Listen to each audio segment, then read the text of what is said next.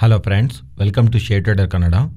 ಇವತ್ತು Sensex 208 points down ಆಗಿ 62,626 close ಆದರೆ ನಿಫ್ಟಿ 58 ಪಾಯಿಂಟ್ಸ್ ಡೌನ್ ಆಗಿ 18,642 ಕ್ಲೋಸ್ ಆಗಿದೆ.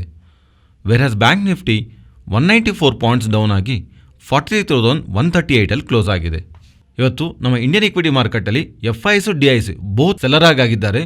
ಎಫ್ಐಸು 635 ಕ್ರೋಸ್ ಸೆಲ್ ಮಾಡಿದ್ರೆ ಡಿಐಸು 558 ಕ್ರೋಸ್ ಸೆಲ್ ಮಾಡಿದ್ದಾರೆ. ಇವತ್ತಿನ ಮಾರ್ಕೆಟ್ ಒಂದು ಪ್ರೈಸ್ ಆ್ಯಕ್ಷನ್, ಪರ್ಟಿಕ್ಯುಲರ್ ಆಗಿ ನಿಫ್ಟಿ ಒಂದು ಪ್ರೈಸ್ ಆ್ಯಕ್ಷನ್, ಓಪನಿಂಗ್ಗೆ ಗ್ಯಾಪ್ ಡೌನ್ ಆ್ಯಂಡ್ ಆ ಗ್ಯಾಪ್ ಡೌನಿಂದಾನು ಎಕ್ಸಾಕ್ಟ್ ಆಗಿ ನಿನ್ನೆ ಲೋಸ್ವರೆಗೂ ಮಾರ್ಕೆಟ್ ಫಾಲ್ ಆಗಿದೆ. ಅಲ್ಲಿಂದ ಸಪೋರ್ಟ್ ತೊಗೊಂಡು ಅಗೈನ್ ಮಾರ್ಕೆಟ್ ರಿಕವರಿ ಆಗಿ ಓಪನಿಂಗ್ ಟೈಮಲ್ಲಿ ಇರುವಂಥ ಲೆವೆಲ್ಸ್ಗಂದ್ರೂ ಹೈಯೆಸ್ಟ್ ಸೈಡು ಮೂವ್ ಆಗೋ ಪ್ರಯತ್ನ ಅಂತೂ ಮಾರ್ಕೆಟಲ್ಲಿ ನಡೆದಿದೆ. ಬ್ಯಾಂಕ್ ನಿಫ್ಟಿ ಓಪನಿಂಗ್ ಟೈಮಿಂದಾನು ಗ್ರ್ಯಾಜುವಲ್ ಆಗಿ ಡೌನ್ ಆಗ್ತಿದೆ. ಡೌನ್ ಆಗ್ತಾ ಡೇ ಲೋಸ್ಗೆ ನಿಯರಾಗಿ ಕ್ಲೋಸ್ ಆಗಿದೆ. ಫ್ರೆಂಡ್ಸ್, ಇಲ್ಲಿಂದಾನು ಅಪ್ಕಮಿಂಗ್ ಡೇಸಲ್ಲಿ ಇಂಪಾರ್ಟೆಂಟ್ ಇವೆಂಟ್ಸ್ ಅಂತೂ ಬರ್ತಿದೆ. ಯಾರಾದರೂ ಓವರ್ನೈಟ್ ಪೊಸಿಷನ್ ಕ್ಯಾರಿ ಮಾಡ್ತಿದ್ರೆ ಆರ್ ಇಂಟ್ರಾಡೇನಲ್ಲಿ ಏನಾದರೂ ಟ್ರೇಡಿಂಗ್ ತೊಗೊಳ್ಳೋಣ ಅಂತ ಅಂದ್ಕೊಂಡಿರೋರು ಈ ಇವೆಂಟ್ಸ್ನ ಜ್ಞಾಪಕ ಇಟ್ಕೊಳ್ಳಿ. ನಾಳೆ ನಮಗೆ RBI ಇವೆಂಟ್ ಒಂದು ಔಟ್ಕಮ್ ಬರುತ್ತೆ. ನಾಳೆ morning around 10 AM to 11 between ನಮಗೆ ಈ ಅಪ್ಡೇಟ್ ಇರುತ್ತೆ.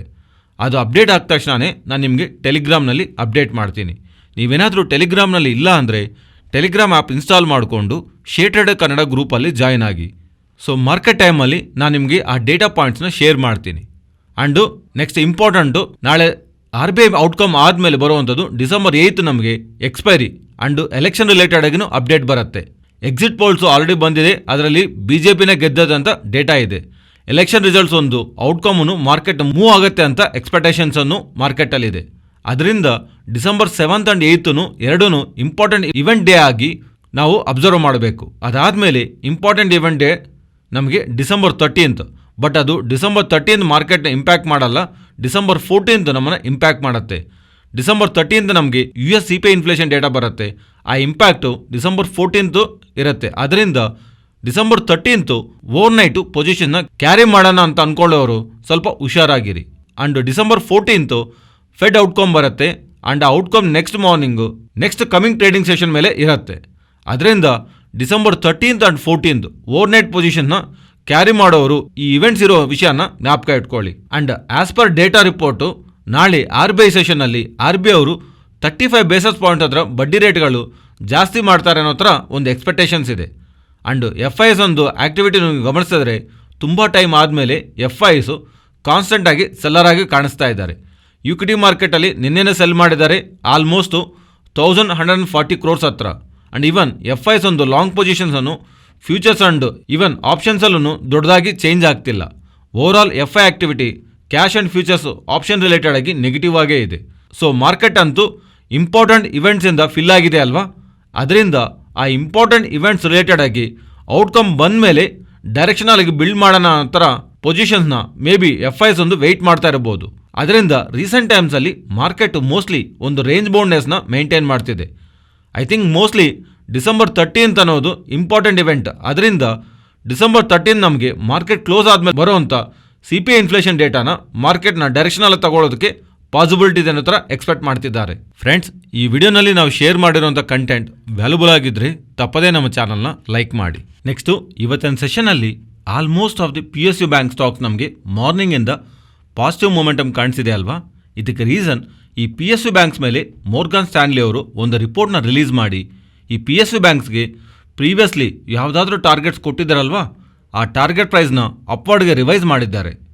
ಇದರಲ್ಲಿ ಇವರು ಮೆನ್ಷನ್ ಮಾಡ್ತಿರೋದು ಪಾಯಿಂಟ್ಸ್ ಏನಂದರೆ, ಈ PSU ಬ್ಯಾಂಕ್ಸ್ ಒಂದು ಪರ್ಫಾರ್ಮೆನ್ಸು ಈಗ ತುಂಬ ಚೆನ್ನಾಗಿದೆ ಆ್ಯಂಡ್ ಈ ಸ್ಟ್ರಾಂಗ್ ಪರ್ಫಾರ್ಮೆನ್ಸ್ ಕಂಟಿನ್ಯೂ ಆಗುತ್ತೆ ಅನ್ನೋ ಥರ ಇವರು ಎಕ್ಸ್ಪೆಕ್ಟ್ ಮಾಡ್ತಿರೋ ಥರ ಹೇಳ್ತಿದ್ದಾರೆ. ಆ್ಯಂಡ್ ಅದಲ್ಲದೆ ನೆಕ್ಸ್ಟ್ ಫ್ಯೂ ಇಯರ್ಸ್ವರೆಗೂ ಇವರ ಲೋನ್ ಗ್ರೋತು ಸಸ್ಟೈನ್ ಆಗುತ್ತೆ ಅನ್ನೋ ಥರ ಆ್ಯಂಡ್ ಅದರ ಜೊತೆಗೆ ಇವರ ಮಾರ್ಜಿನ್ಸನ್ನು ಬೆಳೆಯುತ್ತಂತ ಹೇಳ್ತಿದ್ದಾರೆ. ಆ್ಯಂಡ್ ಪ್ರೀವಿಯಸ್ ಕ್ವಾರ್ಟರ್ ರಿಸಲ್ಟ್ಸ್ ಬಂದ ಮೇಲೆ PSU ಬ್ಯಾಂಕ್ಸ್ ಎಲ್ಲನೂ ಒಳ್ಳೆ ನಂಬರ್ಸ್ನ ಪೋಸ್ಟ್ ಮಾಡಿರೋದ್ರಿಂದ ತುಂಬ ಬ್ರೋಕಿಂಗ್ ಹೌಸಸ್ಸು ಇವರ ರೇಟಿಂಗ್ಸ್ನಂತೂ ಅಪ್ಗ್ರೇಡ್ ಮಾಡ್ಕೊತ ಬರ್ತಿದ್ದಾರೆ. ನಾವು ಮೋರ್ಗನ್ ಸ್ಟ್ಯಾನ್ಲಿ ಅವರು ಇವರ ರೇಟಿಂಗ್ಸ್ನ ಅಪ್ಗ್ರೇಡ್ ಮಾಡಿದ್ದಾರೆ. ಈ PSU ಬ್ಯಾಂಕ್ಸ್ನಲ್ಲಿ ಇಷ್ಟೊಂದು ಒಳ್ಳೆ ಗ್ರೋತ್ ಕಾಣಿಸೋದಕ್ಕೆ ಮೇನ್ ರೀಸನ್ ಒನ್ ಥಿಂಗ್, ನಮ್ಮ ಕಂಟ್ರಿನಲ್ಲಿ ಇಂಟ್ರೆಸ್ಟ್ ರೇಟ್ಸು ಕಂಟಿನ್ಯೂಸ್ಲಿ ಜಾಸ್ತಿ ಆಗ್ತಿದೆ ಅಲ್ವಾ, ಅದೊಂದು ರೀಸನ್. ಆದರೆ ಅದರ ಜೊತೆಗೆ ಇವರ ಮೇಲೆ ಇದಕ್ಕೆ ಮುಂಚೆ ಇರುವಂಥ ಬ್ಯಾಡ್ ಲೋನ್ ಸ್ಟ್ರೆಸ್ಸು ಯಾವುದೆಲ್ಲ ಇತ್ತಲ್ಲ, ಆ ಸ್ಟ್ರೆಸ್ ಈಗ ತುಂಬ ಕಮ್ಮಿ ಆಗಿದೆ. ಇದರಿಂದ ಇವರ ಪರ್ಫಾರ್ಮೆನ್ಸು ಇಂಪ್ರೂವ್ ಆಗಿರೋ ಥರ ಅದು ಇವರ ನಂಬರ್ಸಲ್ಲೂ ಕಾಣಿಸ್ತಿದೆ. ಸೊ ಮೋರ್ಗನ್ ಸ್ಟ್ಯಾನ್ಲಿ ಅವರು ಈ ರಿಪೋರ್ಟ್ ರಿಲೀಸ್ ಮಾಡಿದ್ರಿಂದ ಇವತ್ತಿನ ಸೆಷನಲ್ಲಿ most of the PSU bank ಸ್ಟಾಕ್ಸ್ನಲ್ಲಿ ನಾವು ಪಾಸಿಟಿವ್ ಮೊಮೆಂಟಮ್ ನೋಡಿದ್ದೀವಿ. ಆ್ಯಂಡ್ ಈ ರಿಪೋರ್ಟ್ನಲ್ಲಿ ಇವರು bank of Baroda and bank of ಇಂಡಿಯಾನಲ್ಲಿ ಬೆಸ್ಟ್ ರಿಸ್ಕ್ ರಿವಾರ್ಡ್ ಆಗಿ ಇರೋ ಥರ ಎಕ್ಸ್ಪೆಕ್ಟ್ ಮಾಡ್ತಿರೋ ಥರ ಮೆನ್ಷನ್ ಮಾಡ್ತಾ, ಬ್ಯಾಂಕ್ ಆಫ್ ಇಂಡಿಯಾ ಸ್ಟಾಕ್ ಇಲ್ಲಿಂದ 48% ಅಪ್ಸೈಡ್ ಮೂವ್ ಆಗ್ಬೋದು ಅಂತ ಇದರೊಂದು ಟಾರ್ಗೆಟ್ ಪ್ರೈಸ್ನ 125 ರೂಪೀಸ್ಗೆ ರಿವೈಸ್ ಮಾಡಿದ್ದಾರೆ. ಆ್ಯಂಡ್ ಬ್ಯಾಂಕ್ ಆಫ್ ಬರೋಡಾ ಎಂದು ಸ್ಟಾಕು ಇಲ್ಲಿಂದ 28% ಅಪ್ಸೈಡ್ ಮೂವ್ ಆಗ್ಬೋದು ಅನ್ನೋ ಥರ ಇದರ ನ್ಯೂ ಟಾರ್ಗೆಟ್ ಪ್ರೈಸ್ನ 220 ರೂಪೀಸ್ ಆಗಿ ಫಿಕ್ಸ್ ಮಾಡಿದ್ದಾರೆ. ಆ್ಯಂಡ್ ರಿಮೈನಿಂಗ್ ಬ್ಯಾಂಕ್ಸ್ ಒಂದು ರಿವೈಸ್ಡ್ ಟಾರ್ಗೆಟ್ ಪ್ರೈಸು ನೀವು ಇಲ್ಲಿ ಸ್ಕ್ರೀನ್ ಮೇಲೆ ಗಮನಿಸಬಹುದು. ನೆಕ್ಸ್ಟು ಬಜಾಜ್ ಕನ್ಸ್ಯೂಮರ್ ಬಗ್ಗೆ ಮಾತಾಡ್ಕೊಳ್ಳೋಣ. ಮಾರ್ಕೆಟ್ನಲ್ಲಿ ಸ್ವಲ್ಪ ಸ್ಟಾಕ್ಸ್ ಇರುತ್ತೆ, ಯಾವ ರೀಸನ್ ಇಲ್ಲದೆ ಏನಕ್ಕೆ ಬೀಳ್ತಿದೆ ಅನ್ನೋ ಥರ ಅನ್ಕೊತೀವಿ. ಆದರೆ 1 or 2 ಡೇಸ್ ಆದಮೇಲೆ ಇಂಪಾರ್ಟೆಂಟ್ ಅಪ್ಡೇಟ್ ಬರುತ್ತೆ. ಲಾಸ್ಟ್ 5 ಡೇಸಿಂದ ನಿಮಗೆ ಈ ಸ್ಟಾಕ್ ಮೂವ್ನ ನೀವು ಗಮನಿಸಿದ್ರೆ, ಪರ್ಟಿಕ್ಯುಲರ್ ಆಗಿ ಲಾಸ್ಟ್ 2 ಟ್ರೇಡಿಂಗ್ ಸೆಷನಲ್ಲಿ ಯಾವಾಗಲೂ ಇಲ್ದಿರೋ ಥರ ಈ ಸ್ಟಾಕ್ನಲ್ಲಿ ಮೂವ್ ಅಂದ್ಕೊಂಡಿರೋದಂದ್ರೆ ಜಾಸ್ತಿ ಈ ಸ್ಟಾಕು ರೀಸೆಂಟ್ ಡೇಸ್ನಲ್ಲಿ ಮೂವ್ ಆಗಿದೆ. ಇದಕ್ಕೆ ರೀಸನ್ ನಿನ್ನೆ ಮಾರ್ಕೆಟ್ ಕ್ಲೋಸ್ ಆದಮೇಲೆ ನಮಗೆ ಅಪ್ಡೇಟ್ ಆಗಿದೆ. ಬಜಾಜ್ ಕನ್ಸ್ಯೂಮರ್ ಬೋರ್ಡು ಡಿಸೆಂಬರ್ 9ನ ಮೀಟ್ ಆಗಿ ಬೈಬ್ಯಾಕ್ ರಿಲೇಟೆಡ್ ಆಗಿ ಡಿಸಿಷನ್ ತಗೊಂತೀವಿ ಅಂತ ಹೇಳ್ತಿದ್ದಾರೆ. ಆ್ಯಂಡ್ ಇವರು ಅಪ್ಡೇಟ್ ಮಾಡಿದ್ಮೇಲೆ ಇವರ ಬ್ಯಾಲೆನ್ಸ್ ಶೀಟ್ನ ನೀವು ಗಮನಿಸಿದ್ರೆ ಟೋಟಲ್ ಆಗಿ ಇವರ ಹತ್ರ ಆಲ್ಮೋಸ್ಟು 8 crores ಹತ್ರ ಕ್ಯಾಶ್ ಇದೆ. ಎಸ್, 8 crores ಹತ್ರನೇ ಕ್ಯಾಶ್ ಇದೆ. ಆದರೆ ಆಲ್ಮೋಸ್ಟು 619 crores ಹತ್ರ ಇನ್ವೆಸ್ಟ್ಮೆಂಟ್ಸ್ ಇದೆ. ಸೊ ಇವರ ಕ್ಯಾಶ್ ಈಕ್ವಲೆನ್ಸ್ ಆಗಿ ಗಮನಿಸಿದ್ರೆ ಟೋಟಲಿ 627 crores ಹತ್ರ ಕೈಯಲ್ಲಿ ಹಣ ಇದ್ದಂಗೆ. Compared with market capital good cash ಇವರ ಹತ್ರ ಇದೆ ಅಲ್ವಾ, ಅದರಿಂದ ಒಳ್ಳೆ ಬೈಬ್ಯಾಕ್ನ ಏನಾದರೂ ಮಾರ್ಕೆಟು ಎಕ್ಸ್ಪೆಕ್ಟ್ ಮಾಡ್ತಿದೆಯೋ ನೋಡಬೇಕು. ಆ್ಯಂಡ್ ಇನ್ನೊಂದು ಇಂಪಾರ್ಟೆಂಟ್ ಥಿಂಗ್, ತುಂಬ ಟೈಮ್ ಬ್ಯಾಕಿಂದಾನು ಪ್ರಮೋಟರ್ಸು ಸ್ವಲ್ಪ ಗ್ರೂಪ್ ರೀಸನ್ಸಿಂದ ಅವರ ಪಾಲ್ನ ಕಮ್ಮಿ ಮಾಡ್ಕೊತ ಬರ್ತಿರೋ ಕಾರಣವಾಗಿ ಪ್ರೆಸೆಂಟ್ ಇವರ ಪ್ರಮೋಟರ್ಸು 38% ಆಗಿ ಅವ್ರ ಪಾಲ್ನ ಹೋಲ್ಡ್ ಮಾಡ್ತಿದ್ದಾರೆ. ಸೊ ಈ ಬೈಬ್ಯಾಕನ್ನು ಇವರು ಆಪರ್ಚುನಿಟಿ ಆಗಿ ನೋಡ್ತಾ ಅವ್ರ ಹತ್ರ ಇರೋ ಶೇರ್ಸ್ನ ಎಕ್ಸಿಟ್ ಆಗೋ ಪ್ರಯತ್ನ ನಡೆಯುತ್ತಾ, ಮೀನ್ಸ್ ಈ ಬೈಬ್ಯಾಕ್ನಲ್ಲಿ ಪ್ರಮೋಟರ್ಸ್ ಏನಾದರೂ ಪಾರ್ಟಿಸಿಪೇಟ್ ಮಾಡ್ತಾ ಇದ್ರೆ, ಒಂದು ವೇಳೆ ಅವ್ರು ಇನ್ವಾಲ್ವ್ ಆಗ್ತಿದ್ರೆ ಮಾರ್ಕೆಟ್ ಅಷ್ಟೊಂದು ಪಾಸಿಟಿವ್ ಆಗಿ ನೋಡಲ್ಲ. ಗುಡ್ ಸೈಜ್ ಇವರು ಬೈಬ್ಯಾಕ್ನ ಏನಾದರೂ ಪ್ರಕಟಣೆ ಮಾಡ್ತಾ ಅದರಲ್ಲಿ ಪ್ರಮೋಟರ್ಸ್ ಪಾರ್ಟಿಸಿಪೇಟ್ ಮಾಡಿಲ್ಲ ಅಂದರೆ ದೆನ್ ಸ್ಟಾಕ್ ರಿಲೇಟೆಡ್ ಆಗಿ ರೀಸೆಂಟಾಗಿ ಬಂದಿರೋ ಗೇನ್ಸು ಆ್ಯಂಡ್ ಅಪ್ಕಮಿಂಗ್ ಟೈಮ್ಸಲ್ಲೂ ಪಾಸಿಟಿವ್ನೆಸ್ ಮೇಂಟೈನ್ ಮಾಡೋದಕ್ಕೆ ಚಾನ್ಸಸ್ ಇದೆ. ಇಲ್ಲ ಬೈಬ್ಯಾಕ್ ಸೈಜ್ ಚಿಕ್ಕದಾಗ್ತಾ ಅದರಲ್ಲಿ ಪ್ರಮೋಟರ್ಸ್ ಏನಾದರೂ ಪಾರ್ಟಿಸಿಪೇಟ್ ಮಾಡ್ತಾರಂತ ಅಪ್ಡೇಟ್ಸ್ ಬರ್ತಿದ್ರೆ ಅದೊಂದು ಸ್ಟ್ರಾಂಗ್ ಪಾಸಿಟಿವ್ ಆಗಿ ಸ್ಟಾಕಿಗೆ ಅಪ್ಲೈ ಆಗಲ್ಲ. Next Dhunseri tea and industries ಬಗ್ಗೆ ಮಾತಾಡ್ಕೊಳ್ಳೋಣ. ಸ್ಟಾಕ್ ಇವತ್ತು ಅಪ್ಪರ್ ಸರ್ಕ್ಯೂಟ್ನಲ್ಲಿ ಕ್ಲೋಸ್ ಆಗಿದೆ ಅಲ್ವಾ, ಇದರ ರಿಲೇಟೆಡ್ ಆಗಿ ಒಂದು ಅಪ್ಡೇಟ್ ಕಾಣಿಸ್ತಾ ಇದೆ. ಇವರೊಂದು tea company, APJ tea company, ಅವ್ರ ಜೊತೆ ಮೆಮೊರಾಂಡಮ್ ಆಫ್ ಅಂಡರ್ಸ್ಟ್ಯಾಂಡಿಂಗ್ ಮಾಡಿಕೊಂಡು ಅವ್ರ ರಿಲೇಟೆಡ್ ಆಗಿರುವಂಥ 2 ಟೀ ಎಸ್ಟೇಟ್ಸ್ನ 110 crores ಕೊಟ್ಟು ತಗೊಂಡಿರೋ ಥರ ಡೇಟಾ ಕಾಣಿಸ್ತಾ ಇದೆ. ಆ್ಯಕ್ಚುಲಿ ಸಿಂಪಲ್ ಆಗಿ 110 ಕೋಟಿ ಕೊಟ್ಟು ಇವರು ಅಕ್ವೈರ್ ಮಾಡ್ತಿದಾರಲ್ವ, ಇದಕ್ಕೆ ಕಾರಣವಾಗಿ ಸ್ಟಾಕ್ 20% ಬೆಳೆದಿದೆ ಅಂದರೆ ನೀವೊಂದು ಇಂಪಾರ್ಟೆಂಟ್ ಥೀಮ್ನ ಮಿಸ್ ಆಗುತ್ತೆ. ನೀವು ಗಮನಿಸಿದ್ರೆ 20th ನವಂಬರು ಇವರ ಪ್ರೊಡಕ್ಷನ್ ಕೆಪಾಸಿಟಿ ಸಡನ್ ಆಗಿ ಬೆಳೆದಿದೆ.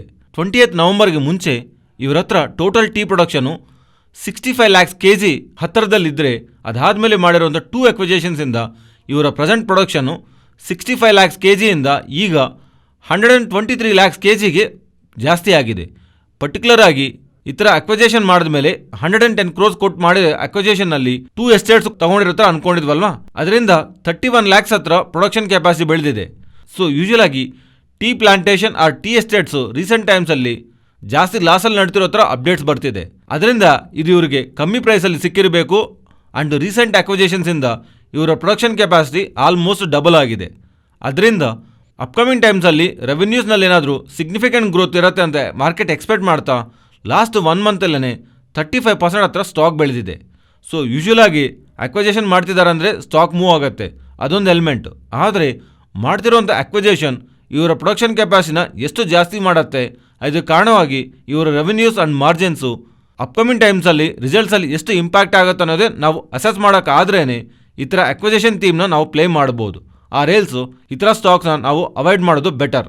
ಬಿಕಾಸ್ ಇದಕ್ಕೆ ಮುಂಚೆ ನಾವು ಅಂದ್ಕೊಂಡ ಹಾಗೆ ಜಸ್ಟ್ 110 ಕೋಟಿ ಕೊಟ್ಟು ಅಕ್ವೈರ್ ಮಾಡ್ತಿದ್ದಾರೆ ಅನ್ನೋದು ಪಾಯಿಂಟ್ ಅಲ್ಲ.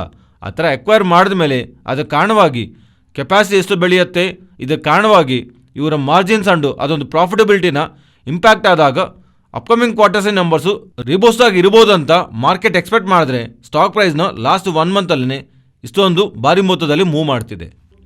ನೆಕ್ಸ್ಟು ಗ್ರಾವಿಟಾ ಬಗ್ಗೆ ಮಾತಾಡ್ಕೊಳ್ಳೋಣ. ಇವತ್ತು ಓಪನಿಂಗ್ ಟೈಮಲ್ಲಿ ನೀವು ಗಮನಿಸಿದ್ರೆ ಗ್ರಾವಿಟಾನಲ್ಲಿ ಸಡನ್ ಆಗಿ ಒಂದು 5% ಅಪ್ಸೈಡ್ಗೆ ಮೂವ್ ಕಾಣಿಸಿದೆ ಅಲ್ವಾ. ಓವರಾಲ್ ಆಗಿ 1% ಪಾಸಿಟಿವ್ನಲ್ಲಿ ಕ್ಲೋಸ್ ಆಗಿದೆ. ಆದರೆ ಇವತ್ತು ಸ್ಟಾಕ್ ರಿಲೇಟೆಡ್ ಆಗಿ ಬುಲಿಶಾಗಿ ಕಾಣಿಸೋದಕ್ಕೆ ಇಂಪಾರ್ಟೆಂಟ್ ರೀಸನ್, ಇವರು ವೆಸ್ಟ್ ಆಫ್ರಿಕಾನಲ್ಲಿ ಅಲ್ಯೂಮಿನಿಯಂ ರೀಸೈಕ್ಲಿಂಗ್ ಪ್ಲಾಂಟ್ನ ಸ್ಟಾರ್ಟ್ ಮಾಡಿದ್ದಾರೆ. ಫ್ರೆಂಡ್ಸ್, ಒಂದು ರೀಸೈಕ್ಲಿಂಗ್ ಪ್ಲಾಂಟ್ನ ಸ್ಟಾರ್ಟ್ ಮಾಡೋದು ಅಷ್ಟೊಂದು ಈಸಿ ಅಲ್ಲ. ಬಿಕಾಸ್ ಒಂದು ಜಾಗದಲ್ಲಿ ರೀಸೈಕ್ಲಿಂಗ್ ಪ್ಲಾಂಟ್ ನಾವು ಸ್ಟಾರ್ಟ್ ಮಾಡಬೇಕಂದ್ರೆ ಅದಕ್ಕೆ ಬೇಕಾಗಿರುವಂಥ ಸ್ಕ್ರಾಪ್ನ ಮೀನ್ಸ್ ಆ ಸ್ಕ್ರಾಪ್ ಕಲೆಕ್ಷನ್ಗೋಸ್ಕರ ಬೇಕಾಗಿರುವಂಥ ನೆಟ್ವರ್ಕ್ನ ಕ್ರಿಯೇಟ್ ಮಾಡ್ಕೊಳ್ಳೋದಕ್ಕೆ ನಮ್ಗೆ ತುಂಬ ಟೈಮ್ ಹಿಡಿಯುತ್ತೆ. ಇಲ್ಲಿಂದ ತುಂಬ ಟೈಮ್ ಬ್ಯಾಕಿಂದಾನು ಇವರ ಆ ರೀಜನ್ಸಲ್ಲಿ ಸ್ಕ್ರಾಪ್ ಕಲೆಕ್ಟಿಂಗ್ ನೆಟ್ವರ್ಕ್ನ ಸ್ಟ್ರಾಂಗ್ ಮಾಡ್ಕೊಂಡ ಮೇಲೆ ಅಲ್ಲಿ ಅಲ್ಯೂಮಿನಿಯಂ ರೀಸೈಕ್ಲಿಂಗ್ ಪ್ಲಾಂಟು ಸ್ಟಾರ್ಟ್ ಮಾಡಿರೋ ಥರ ತುಂಬ ಟೈಮ್ ಬ್ಯಾಕ್ ಆದಮೇಲೆ ಅಪ್ಡೇಟ್ ಮಾಡಿದ್ದಾರೆ. ಅಂಡ್ ಇವರು ಹೇಳ್ತಿರೋದು ಅಲ್ಯೂಮಿನಿಯಂ ರೀಸೈಕ್ಲಿಂಗ್ ಪ್ಲಾಂಟು ಟೋಟಲ್ ವರ್ಕೆಲ್ಲ ಕಂಪ್ಲೀಟ್ ಆಗಿದೆ ಆ್ಯಂಡ್ ಈ ಪ್ಲಾಂಟಿಂದ ಪ್ರೊಡಕ್ಷನ್ ಸ್ಟಾರ್ಟ್ ಆಗಿರೋ ಥರ ಅಪ್ಡೇಟ್ಸು ಗ್ರಾವಿಟಿ ರಿಲೇಟೆಡಾಗಿ ಕಾಣಿಸ್ತಾ ಇದೆ. ಇದರಲ್ಲಿ ಬರ್ತಿರೋವಂಥ ಅಡ್ವಾಂಟೇಜ್ ನೋಡಿ ಟೋಟಲ್ ಆಗಿ ಈ ಪ್ರಾಜೆಕ್ಟ್ಗೋಸ್ಕರ ಇವರು 1.9 crores ಹತ್ರ ನಿಯರ್ಲಿ 2 crores ಖರ್ಚು ಮಾಡಿದ್ದಾರೆ. ಆದರೆ ಈ ಪ್ಲಾಂಟ್ಸ್ ಕಾರಣವಾಗಿ ಅಡಿಷನಲ್ ಆಗಿ ಇವರಿಗೆ ಇಯರ್ಲಿ 60 crores ಹತ್ರ ರೆವೆನ್ಯೂ ಆ್ಯಡ್ ಆಗುತ್ತೆ ವಿತ್ 26% ಆಫ್ ಮಾರ್ಜಿನ್ಸ್, ಅದು gross margins. But anyway 60 crores of additional revenues with the gross margin 26% within the investment of 1.9 crores. ಅದೂ ಇಂಟರ್ನಲ್ ಅಕ್ವೈರಲ್ಸ್ ಮೂಲಕ ಎಲ್ಲೂ ಡೆಟ್ ಆರ್ ಈಕ್ವಿಟಿ ಇಶ್ಯೂ ಮಾಡಿ raise ಮಾಡಿಲ್ಲ. ಅದರಿಂದ ಈ ಅಪ್ಡೇಟು ಬಂದ ತಕ್ಷಣ ಸ್ಟಾಕ್ ಈಗ ಪ್ರೀವಿಯಸ್ಲಿನೂ ಇದೇ ಥರ ಸಿಮಿಲರ್ ಅಪ್ಡೇಟ್ ಬಂದಾಗ್ಲೂ ಈ ಪ್ಲಾಂಟ್ ರಿಲೇಟೆಡ್ ಆಗಿ ಅಪ್ಡೇಟ್ ಬಂದ ಮೇಲೆ ಪ್ರತಿ ಸಲನೂ ಈ ಸ್ಟಾಕ್ನಲ್ಲಿ ನಮಗೆ ಮೊಮೆಂಟಮ್ ಕಾಣಿಸಿದೆ. Next Westlife Foodworld limited ಬಗ್ಗೆ ಮಾತಾಡ್ಕೊಳ್ಳೋಣ. ಸ್ಟಾಕ್ ನೀವು ಗಮನಿಸಿದ್ರೆ ರೀಸೆಂಟ್ ಟೈಮ್ಸಲ್ಲಿ ಒನ್ ಡೈರೆಕ್ಷನಲ್ಲಿ ಜಾಸ್ತಿ ಬೆಳೀತಿದೆ ಅಲ್ವಾ. ಪರ್ಟಿಕ್ಯುಲರ್ಲಿ ರೀಸೆಂಟ್ ಫ್ಯೂ ಡೇಸಿಂದ ಲಾಸ್ಟ್ 3 ಡೇಸ್ನಲ್ಲಿ ಇದರ ರಿಲೇಟೆಡ್ ಆಗಿರುವಂಥ ಇಂಪಾರ್ಟೆಂಟ್ ರೀಸನ್ಸ್ ಇಲ್ಲಿಂದ 3 days ಬ್ಯಾಕ್ ಇರುವಂಥ ಶೇರ್ ಟ್ರೇಡರ್ ಕನ್ನಡ ವಿಡಿಯೋದಲ್ಲೂ ನಾನು ಆಲ್ರೆಡಿ ಅಪ್ಡೇಟ್ ಮಾಡಿದ್ದೀನಿ. ಇನ್ಫ್ಯಾಕ್ಟ್ ಆ ಅಪ್ಡೇಟ್ ಬಂದಾಗ್ಲೂ ಸ್ಟಾಕ್ ದೊಡ್ಡದಾಗಿ ಮೂವ್ ಆಗಿಲ್ಲ. ಇನ್ಫ್ಯಾಕ್ಟ್ ನ್ಯೂಟ್ರಲ್ ಟು ಸ್ವಲ್ಪ ರೆಡ್ಡಲ್ಲೇ ಕ್ಲೋಸ್ ಆಗಿದೆ. ಇಂಪಾರ್ಟೆಂಟ್ ಅಪ್ಡೇಟ್ ಮಾತಾಡ್ಕೋಬೇಕು ಬಟ್ ಸ್ಟಾಕ್ ದೊಡ್ಡದಾಗಿ ಮೂವ್ ಆಗಿಲ್ಲ ಅಂತ ನಾವು ಅನ್ಕೊಂಡಿದ್ವಲ್ವಾ. ಆದರೆ ಇವರೊಂದು ಬಿಗ್ ಅಗ್ರೆಸಿವ್ ಬಿಸ್ನೆಸ್ ಟಾರ್ಗೆಟ್ ಇಟ್ಕೊಂಡಿದ್ದಾರೆ. Strongly suggest last 3 days back upload ಮಾಡಿರುವಂಥ ವಿಡಿಯೋನಲ್ಲಿ Westlife Foodworld related ಆಗಿರುವಂಥ ಅಪ್ಡೇಟು ಒಂದು ವೇಳೆ ಇನ್ವೆಸ್ಟ್ ಮಾಡಿದ್ರೆ ತಪ್ಪದೇ ಗಮನಿಸಿ. ಬಿಕಾಸ್ ಅಪ್ಕಮಿಂಗ್ ಇಯರ್ಸ್ ಅಲ್ಲೂ ಫುಡ್ ಬಿಸ್ನೆಸ್ ರಿಲೇಟೆಡ್ ಆಗಿ ಸ್ಟ್ರಾಂಗ್ ಗ್ರೋತ್ನ ಇನ್ ಟರ್ಮ್ಸ್ ಆಫ್ ಸ್ಟೋರ್ಸ್ ಪರವಾಗಿ in terms of revenues and margins ಪರವಾಗ್ಲೂ ಎಕ್ಸ್ಪೆಕ್ಟ್ ಮಾಡ್ತಿರೋ ಥರ ಇನ್ವೆಸ್ಟರ್ಸ್ಗೆ ಒಂದು ಇಂಪಾರ್ಟೆಂಟ್ ನೋಟ್ನ ರಿಲೀಸ್ ಮಾಡ್ತಿರೋ ಕಾರಣವಾಗಿ ಸ್ಟಾಕ್ ರಿಲೇಟೆಡ್ ಆಗಿ ರೀಸೆಂಟ್ ಟೈಮ್ಸಲ್ಲಿ ನಿಯರ್ಲಿ 718 ಲೆವೆಲ್ಸಿಂದ 780 ಲೆವೆಲ್ಸ್ವರೆಗೂ ಲಾಸ್ಟ್ 3 ಟ್ರೇಡಿಂಗ್ ಸೆಷನಲ್ಲೇ ಈ ಸ್ಟಾಕ್ ಮೂವ್ ಆಗಿದೆ. ನೆಕ್ಸ್ಟು ರೈನ್ಬೋ ಚಿಲ್ಡ್ರನ್ ಹಾಸ್ಪಿಟಲ್ ಬಗ್ಗೆ ಮಾತಾಡ್ಕೊಳ್ಳೋಣ. ಈ ಕಂಪ್ನಿ ರಿಲೇಟೆಡ್ ಆಗಿ 14.45% ಶೇರ್ನ ಅದಕ್ಕಂದ್ರೆ ಜಾಸ್ತಿ ಸ್ಟೇಕ್ನ ಹೋಲ್ಡ್ ಮಾಡ್ತಿರೋಂಥ CDC ಗ್ರೂಪ್ ಅವರು ರೀಸೆಂಟ್ ಟೈಮ್ಸಲ್ಲಿ ಮಲ್ಟಿಪಲ್ ಟೈಮ್ಸಲ್ಲಿ ಅವ್ರ ಹತ್ರ ಇರೋ ಶೇರ್ಸ್ನ ಸೆಲ್ ಮಾಡ್ಕೊತ ಕಂಪ್ಲೀಟ್ ಎಕ್ಸಿಟ್ನ ತಗೊಂಡಿದ್ದಾರೆ. ಇದು ಸ್ಟಾಕ್ ರಿಲೇಟೆಡ್ ಆಗಿ ಪಾಸಿಟಿವ್ ಆಗಿ ನೋಡಬೇಕು. ಬಿಕಾಸ್ ಯಾರಾದರೂ ಬಿಗ್ ಪ್ಲೇಯರು ಶೇರ್ನ ಹೋಲ್ಡ್ ಮಾಡ್ತಿದ್ರೆ ಸ್ಲೋ ಆಗಿ ಅವ್ರ ಹತ್ರ ಇರುವಂಥ ಶೇರ್ಸ್ನ ಮಾರ್ಕೆಟ್ನಲ್ಲಿ ಸೆಲ್ ಮಾಡ್ತಿರೋವರೆಗೂ ಅವರು ಯಾವಾಗ ಸೆಲ್ಲಿಂಗ್ ಕಂಪ್ಲೀಟ್ ಮಾಡ್ತಾರೋ ಎಷ್ಟು ಸ್ಟಾಕ್ ಫಾಲ್ ಆಗುತ್ತೋ ಒಂದು ಅನ್ಸರ್ಟನಿಟಿ ಇರುತ್ತೆ.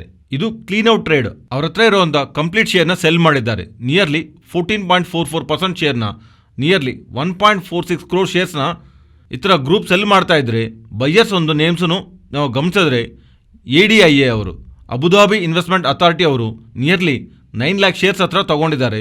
ಸಿಂಗಪೂರ್ ಗೌರ್ಮೆಂಟ್ ಅವರು 21 lakh ಶೇರ್ಸ್ನ, ICICI Prudential mutual funds ಅವರು 18 lakh ಶೇರ್ಸ್ ಹತ್ರ ಈ ಕ್ಲೀನ್ ಔಟ್ ಟ್ರೇಡ್ನಲ್ಲಿ ಎಕ್ಸಿಟ್ ಟ್ರೇಡ್ನಲ್ಲಿ ಅವರು ಬೈಯರ್ಸ್ ಆಗಿ ಕಾಣಿಸ್ತಾ ಇರೋದು ನಾವು ಸ್ಟಾಕ್ ರಿಲೇಟೆಡ್ ಆಗಿ ಪಾಸಿಟಿವ್ ಆಗಿ ಕಾಣಿಸ್ತಾ ಇದೆ. ನೆಕ್ಸ್ಟು ಟಾಟಾ ಪವರ್ ಬಗ್ಗೆ ಮಾತಾಡ್ಕೊಳ್ಳೋಣ. ಟಾಟಾ ಪವರ್ ಅವರು ಗುಜರಾತ್ ಮುಂದ್ರಾ ಪ್ಲಾಂಟ್ ರಿಲೇಟೆಡ್ ಆಗಿರುವಂಥ ಎಲೆಕ್ಟ್ರಿಸಿಟಿ ಬಿಸ್ನೆಸ್ಸು ಪ್ರೆಸೆಂಟ್ ಲಾಸಲ್ಲಿ ರನ್ ಆಗ್ತಿದೆ ಅಲ್ವಾ.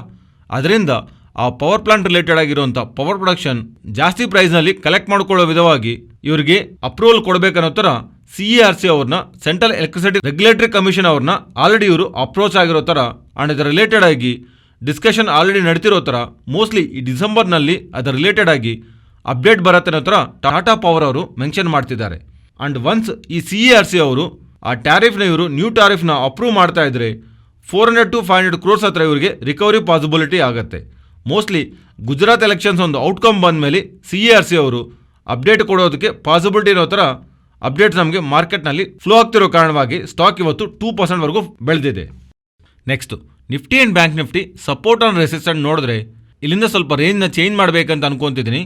18,590 ಹತ್ರ ನೀವು ಗಮನಿಸಿದ್ರೆ ಲಾಸ್ಟ್ 2 ಟ್ರೇಡಿಂಗ್ ಸೆಷನಿಂದಾನು ಕಾನ್ಸ್ಟೆಂಟ್ ಆಗಿ ನಮಗೆ ಪ್ರೈಸ್ ಆ್ಯಕ್ಷನ್ ಡೆವಲಪ್ ಆಗ್ತಿದೆ.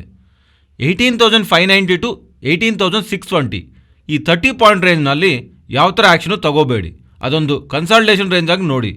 Down side 18,590, up side 16,690.